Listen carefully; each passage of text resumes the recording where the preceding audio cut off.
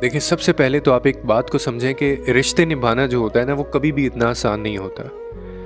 कभी भी रिश्ते छोटी-छोटी गलतियों के ऊपर, छोटी-छोटी बातों के ऊपर नहीं तोड़े जाते। अगर रिश्ते निभाना इतना आसान होता ना, तो आज ये जो इतने ज़्यादा डिवोर्स रेशो देखें कितना बढ़ गया है, रिश्ते टूटने के रेशो देखें आप कितने ज़्यादा बढ़ गए हैं, उतने रिश्ते शायद जुड़ नहीं रहे जितने रिश्ते टूट रहे हैं। तो इसका मतलब है कि हम में से कोई भी परफेक्ट नहीं है।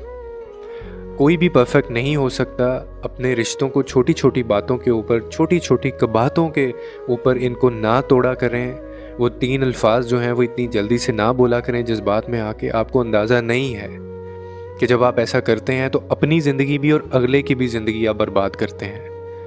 और फिर ऐसे रिश्तों में आने का क्या फ़ायदा, जिनमें आके आपको बीमारियाँ लग जाएँ, जिनमें आके आपको ज़हनी ऐसी बीमारियाँ हो जाएँ, जिनसे